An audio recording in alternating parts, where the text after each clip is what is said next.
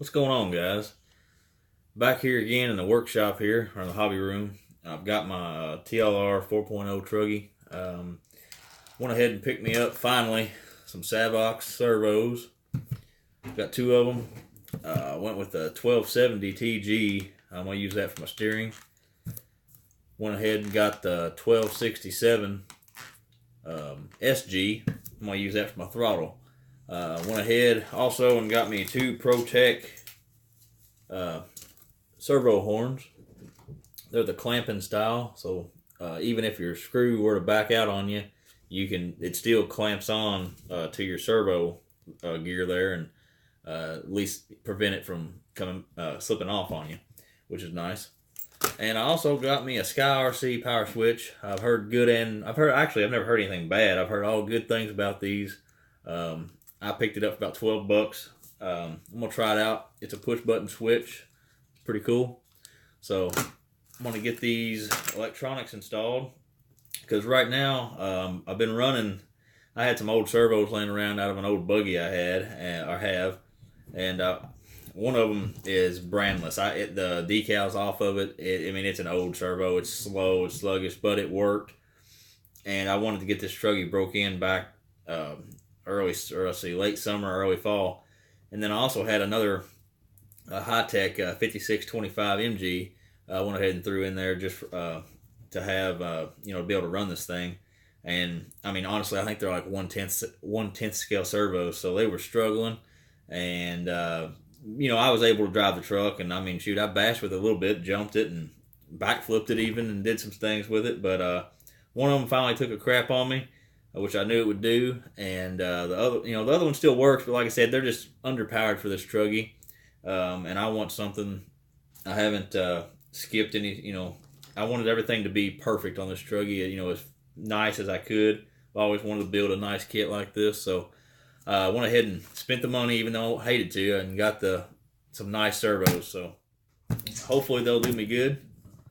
But other than that, I'm going to dive in here, and I'll update you all here shortly. Thanks for watching. Alright guys, I'm back. I've got the radio tray and everything out of the car, out of the Truggy. And you can see how rough looking these servos are. I mean, they've had a rough life. They're old. But anyway, I'm getting ready to tear into this and get my new ones put in. So we'll be back in a second, and we'll see where we get to. All right, guys, I'm finally back. It's actually been about a week. I ran into a snag. I got my servos installed in the Truggy. I got my power switch on. And what I ran into was servos went in no problem. My power switch, the wire just wasn't long enough to run through the battery or the receiver box or battery tray, whatever you want to call it. It just wasn't long enough to go into my receiver, so I had to get me I went ahead and got a 6-inch extension. Probably could have got by with a 3-inch. I just went ahead and got a 6 just to be safe, but I got like a 6-pack of them off Amazon for I think they were like $4 or something, so it was pretty cheap. But I went ahead and got extras just in case for any other project I have later on down the road. I've got them. But I've got everything mounted up, and I've got my steering servo dialed in, my end pointer adjusted, everything's good. My throttle I still got to do some tweaking on, but it's getting there. I've got it close, but I've just got to do a little bit more fine tuning on it. It sucks. It's so cold outside right now. Here in Kentucky, today I think it was like 20, which I mean I don't know where some of you all live, but here it was like 20 degrees, which is pretty daggone cold for here. And our windshields have been like, it's been down there. I don't know exactly how cold, but it's been cold for Kentucky, let me tell you. But and it's been nasty weather too, just rain or snow. It's never dry. It's got to be doing some kind of precipitation every day. Drives me nuts. But anyway, I'm hoping that we catch a break here for too awful long. I can get this thing out and really rip it, because I was playing around with the servos just here in the house, just testing out the responsiveness and seeing how fast they are. And let me tell you, the servos that I had in this thing aren't even in the same ballpark compared to what I just put in this. I mean, like I said in my first segment of this, I believe the servos I was running, I believe they were 1/10 scale servos. I mean, I just had them. I threw them in here so I could break the engine in and basically run the truck around the yard. I didn't even figure they would last, but they held up for a little while. And these things are monsters. I mean, they were pricey. I forgot exact prices, but I mean, you're talking around. I think one was 73, one was $80. Something like that, roughly. But you're talking some money. For some servos, and that's still not top of the line, but very nice quality servos. I think they're gonna last me just fine. And the responsiveness, man, is unbelievable.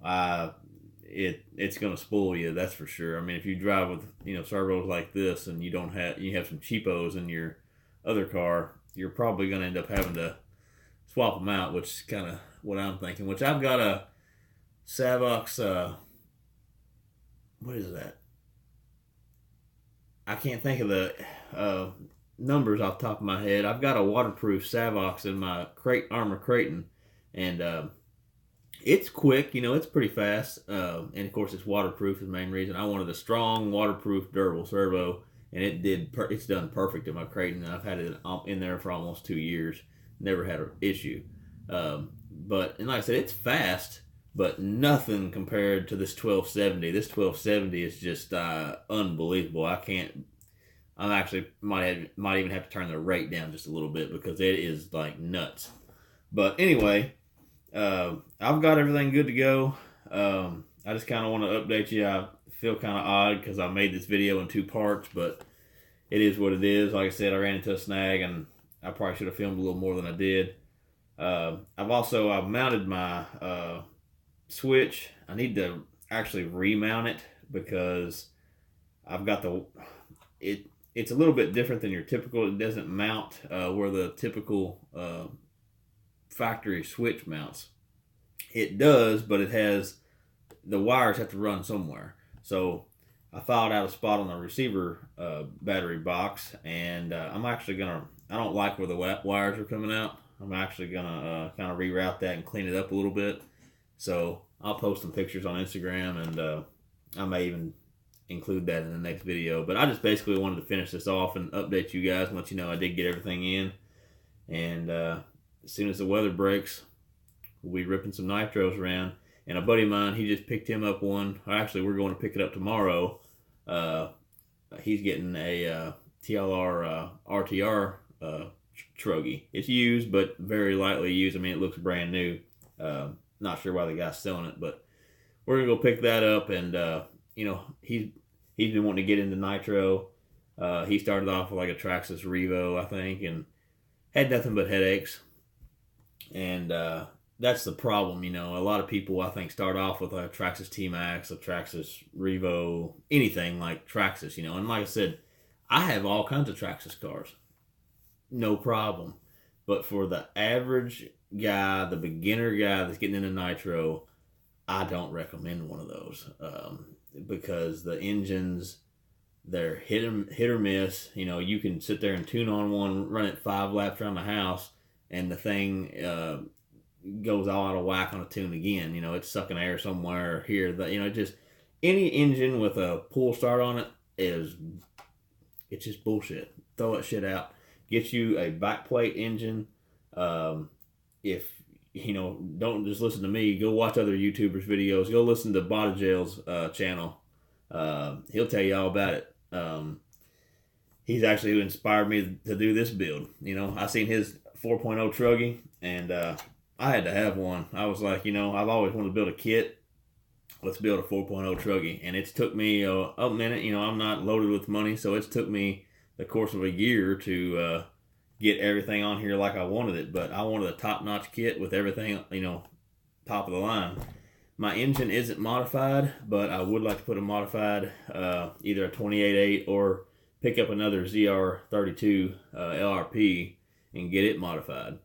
But overall, I mean, I can't wait. This thing performs awesome. Just you know, bone stock, or yeah, a bone stock, not modified. But like I said, I was running just some shitty servos, and this thing, the response was crazy. And that was, I mean, them servos was terrible compared. I mean, nothing compared to. They were struggling just pulling the throttle. You know what I mean? It was just terrible. I can't imagine how this engine's going to run with these new servos, because the responsiveness it's there. It's going to be so fun. I can't wait.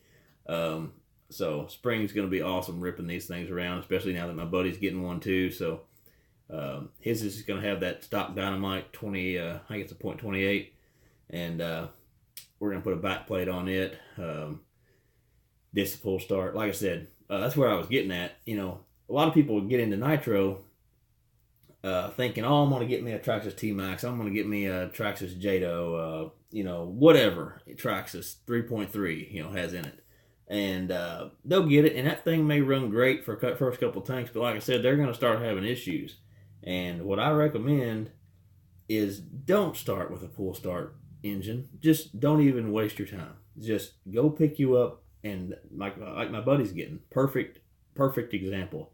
If you're going to spend $500 or $450 or whatever a T-Max costs, go spend $399 on A-Main Hobbies or Horizon Hobby, or now I guess you can even get it on Tower Hobbies, wherever.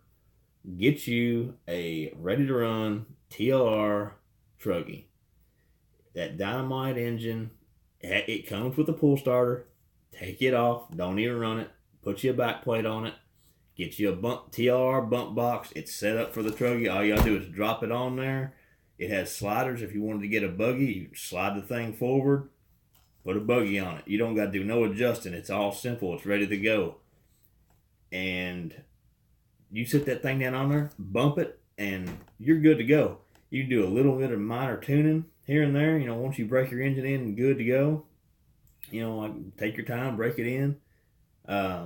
But do some tuning. The thing about it is, what I've come to find, these big block sealed motors or engines, whatever you want to say, will run with a shit tune. I mean, even for a beginner who don't know what they're doing with a tune, you know, with a screwdriver, they will run. Like, even if it's pouring fuel out the exhaust, the son of a bitch will run. Whereas a 3.3, if you have that joker, it's so finicky. You know, you'll drive yourself nuts. But if this is an LRP. You know, it's fine. You can have this thing pouring fuel, some of a bitch sit there and idle for a minute, you know, or however long you want it to idle. Or you can lean her on out, and you know, it doesn't matter. That's what I'm getting at. You have the flexibility to tune on one of these engines way more than a 3.3. And there's going to be some people out there that say, oh, well, my 3.3 ran good all the time. And it may have, you know, but I'm just saying, for the average guy, I don't recommend a TRX engine to a beginner. I don't. Or anything with a pull start on it, for that matter. Because all it's going to do is get you frustrated, because you're going to have air leaks, you're going to have this and that. And especially on these big old motors, when you go to pull that thing, a lot of people are just going to jerk the pull string straight out of it, and then they're going to be pissed off. It's going to sit on the shelf, and they're going to be like, why did I just spend $400 on that? It's a waste of money. Ditch them. Get you a back plate. Get you a bump box. Spend a little bit more, get that, and you'll be happy. You'll be happy as hell, I promise. But anyway, I just went on a little rant there, but basically, that's just what I want to do, is update you guys and kind of talk to you. And like I said, the weather's crap outside right now, so there's no real point in, I mean, I guess I could get out there and run, but when it's that daggone cold, plastic is brittle, and, you know, you break all kinds of stuff. But anyway, I'll have some more videos here coming soon, so I appreciate every one of y'all for watching. If you liked what you saw, give me a thumbs up. And if you like this style video, I can do some more of these too. I don't do a whole lot of these. You know, I've had a couple of them like this, but let me know. And like I said, if you haven't already, if you're into Nitro, go check out Body Gel's channel. That guy knows what he's talking about. He's got a lot of good knowledge, good information on there. So if you're looking to get into nitros at all, nitro Truggies, fifth scales, anything like that, check out his channel. I appreciate it, guys. Until next time, we'll see you later. Peace.